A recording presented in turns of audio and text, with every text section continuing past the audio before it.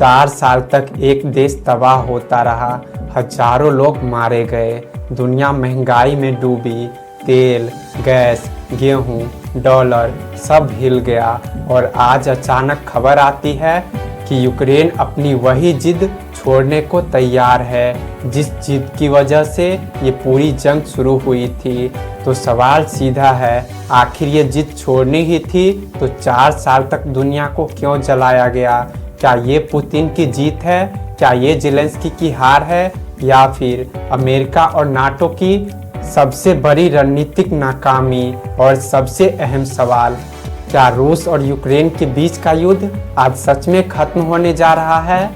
आज हम बातें करेंगे रूस और यूक्रेन युद्ध के उस मोड़ की जहां पहली बार यूक्रेन झुकता हुआ दिखाई दे रहा है। 24 फरवरी 2022 रूस ने यूक्रेन पर हमला किया, नाम दिया गया स्पेशल मिलिट्री ऑपरेशन।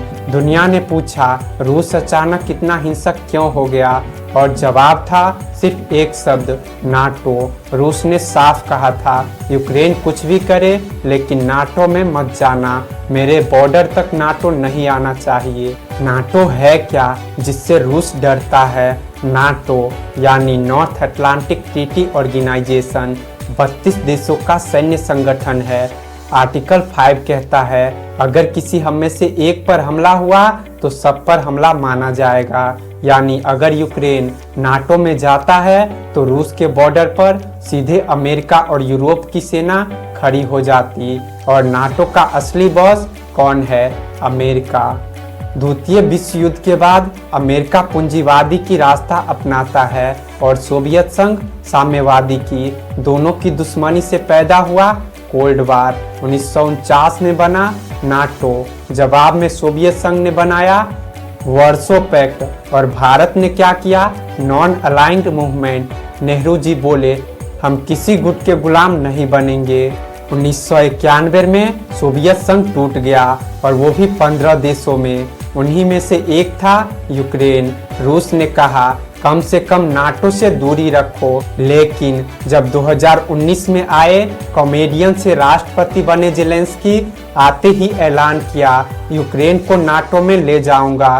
पुतिन ने चेतावनी दी ये मजाक भी बर्दाश्त नहीं होगा, लेकिन अमेरिका, यूरोप सबने ज़ेलेंस्की को सपने बेचे। नाटो की शर्त थी जो देश युद्ध में है वो नाटो में शामिल नहीं हो सकता।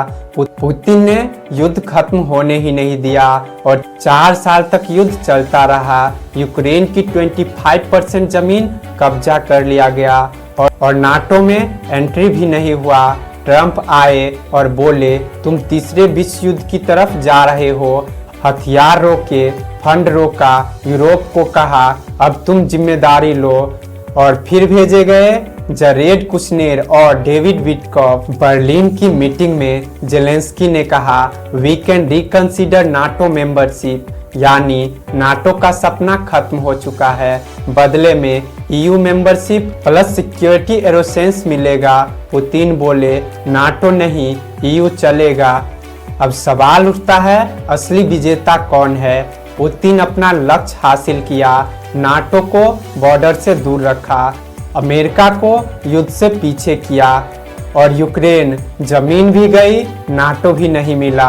अब सवाल उठता है अगर नाटो छोड़ना ही था तो 2022 में छोड़ देते, लाखों जानें बच जाती, वैश्विक महंगाई कम रहती, भारत पर 50% टैरिफ नहीं लगता, पूरी दुनिया संकट में नहीं जाती। इतिहास पूछेगा क्या ये जिद वाकई जरूरी थी? अगर आपको ये जानकारी पसंद आई तो वीडियो को लाइक, शेयर और सब्सक्राइब करना बिल्कुल ना भूलें और अपनी राय हमें कमेंट में जरूर लिखें। धन्यवाद।